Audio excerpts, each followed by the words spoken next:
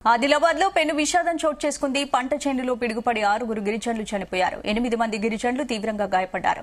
గాయపడ్డ వారిని ఆదిలాబాద్ రిమ్స్ ఆసుపత్రికి తరలించి చికిత్స అందిస్తున్నారు. వ్యవసాయ పనుల్లో భాగంగా పత్తి విత్తనాలు నాటుతుండగా పడిన పిడుగు వల్ల దుర్మరణం చెందినట్టు తెలుస్తోంది. దీంతో గిరిజన కుటుంబాలు కన్నీరు మున్నీరవుతున్నాయి.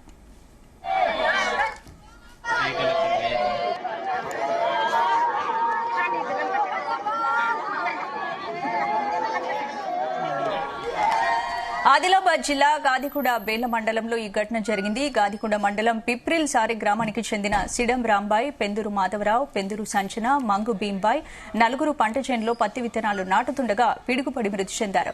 వీరిలో ఒకే కుటుంబానికి చెందిన పెందూరు మాధవరావు, అతడి కూతురు సంచన ఉండడంతో కలిచివేసింది. బేల మండలం సాంగిడి గ్రామ సమీపంలో పంట చేనులో విత్తనాలు నాటుతుండగా పిడుగుపడి నందిని, గౌడం అక్కడికక్కడే మృతి చెందారు. సోన్ గ్రామ పంట చేనులో కోవా సునీత పిడుగుపడి మృతి చెందింది.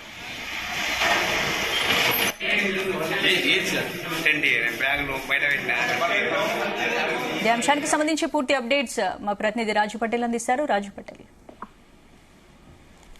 స్పందన ఆదిలాబాద్ జిల్లాలో పెను విషాదం నెలకొందని చెప్పవచ్చు. గతంలో ఎన్నడూ లేని విధంగా ప్రకృతి ప్రకోపానికి 6 చనిపోయినటువంటి దుర్ఘటన ఆదిలాబాద్ లో జరిగింది. దాంతో పాటు 8 మంది కూడా గాయాలయ్యాయి. దీంతో నలుగురు పరిస్థితి చాలా విషమంగా ఉంది. పిడుగుపాటు కారణంగా 6 చనిపోగా 8 మంది తీవ్రంగా గాయపడ్డారు. ఆదిలాబాద్ జిల్లాలో ఒకేసారి పిడుగుపడి 6 చనిపోవడం అనేది కూడా గతంలో ఎప్పుడు జరగలేదు. వీళ్ళు 6 కూడా గిరిజన కుటుంబాలకు సంబంధించిన వ్యక్తులే. గిరిజనులు ఒకేసారి 6 చనిపోవడంతో ఆ కుటుంబాల్లో తీవ్రమైనటువంటి విషాదం నెలకొంది. కుటుంబ సభ్యులు, వారి యొక్క బంధువులు కన్నీరు మున్నీరుగా విలపిస్తున్నటువంటి తీరు అక్కడ ఉన్న వారందరినీ కూడా కలిసివేసిందని చెప్పవచ్చు.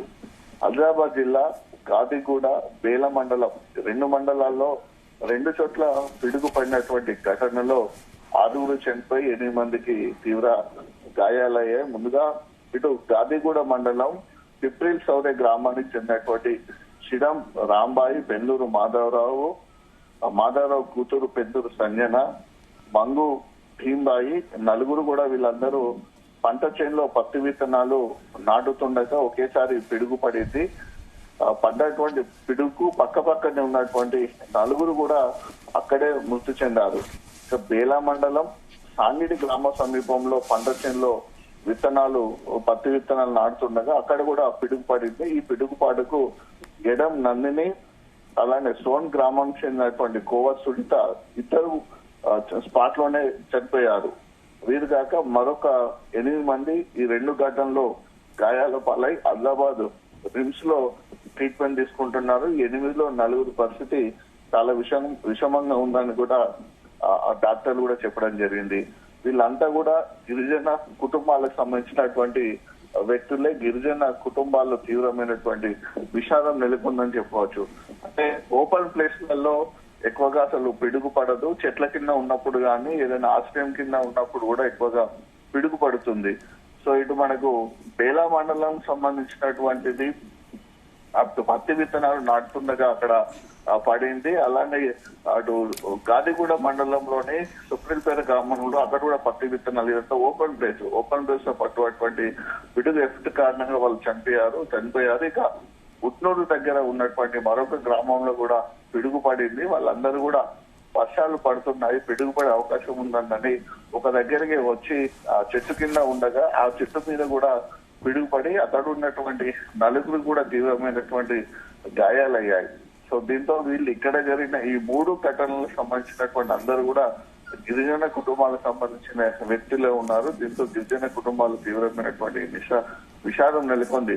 ప్రకృతి పిడుగు గురి అయి చనిపోవడం చాలా ఆందోళన కలిగిస్తున్న విషయం చెప్పవచ్చు. ఎందుకంటే గత 5-6 రోజుల నుంచి కూడా భారీ వర్షాలు పడతాయి. ఉరుములు మెరుపులతో కూడినటువంటి వర్షాలు కురిసే అవకాశం ఉంది. పిడుగుపాటు కూడా వర్షాలు కురిసే అవకాశం ఉంది. పిడుగుపాటు కూడా ఎక్కువగా పడతాయి కాబట్టి ప్రజలు కూడా అప్రమత్తంగా ఉండాలి. వాతావరణ పరిస్థితులకు అనుగుణంగా వారికి ఉన్నటువంటి అనుభవానికి అనుగుణంగా ఎలాంటి తగు జాగ్రత్తలు తీసుకోవాలి, ఎలాంటి సేఫ్టీ ప్లేసెస్ లో ఉండాలని కూడా అటు ప్రభుత్వం కానీ అధికారులు రైతులకు కానీ ప్రజలు కానీ చెప్తూనే ఉన్నారు వివిధ మాధ్యమాల ద్వారా.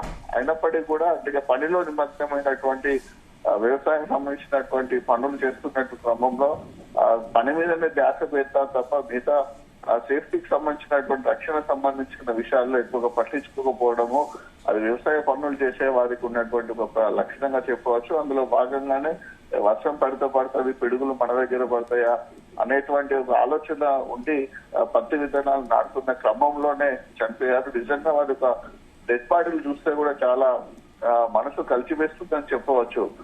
కొంతమంది కూలీలు అన్నం తింటున్నారు, వాళ్ళ ప్లేట్లు కూడా అక్కడ ఉన్నాయి, చిన్న షెడ్ కింద అన్నం తింటున్నారు. అన్నం తింటున్నటువంటి ఆ ప్రాంతం కూడా చెల్లా చెదురుగా పడిపోయింది. దీంతో చుట్టుపక్కల ఉన్నటువంటి వాళ్ళ కుటుంబ సభ్యులు కానీ మిగతా గిరిజన కుటుంబాలు కూడా వచ్చి ఆ శవాల మీద పడి ఏడుస్తున్నటువంటి తీరు, క్షణాల్లో కళ్ళ ముందే పనిచేసుకుంటున్నటువంటి గిరిజనులందరూ కూడా వితిన్ ఒక నిమిషం కనురెప్ప పాటలోనే విజత జీవులుగా మారిపోవడం, చనిపోవడము నిజంగా చాలా మిడిల్ కుటుంబానికి సంబంధించిన వాళ్ళే, గిరిజన కుటుంబాలకు సంబంధించిన వాళ్ళే. ప్రభుత్వం ఖచ్చితంగా వారి కుటుంబాలని ఆదుకోవాలని కూడా గిరిజన సంఘాల నాయకులు అంటున్నారు. ఇంత పెద్ద ఘటన జరిగిన తర్వాత కూడా అసలు ప్రభుత్వం నుంచి అప్పటి వరకు ఎలాంటి ఇన్ఫర్మేషన్ కూడా మీడియాకు అందించలేదు. మంత్రులు, ఇన్ఛార్జి మంత్రి కానీ ప్రభుత్వం నుంచి ఎలాంటి ప్రకటన కూడా రాలేదు.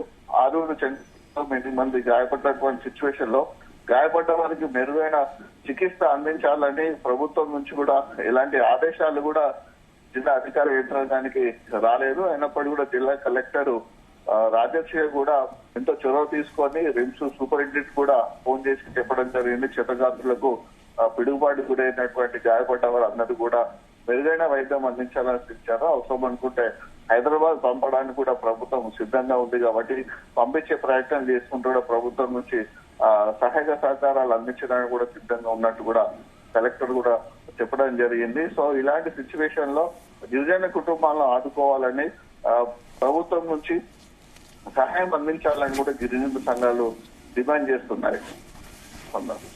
Right, thank you Raj Patel.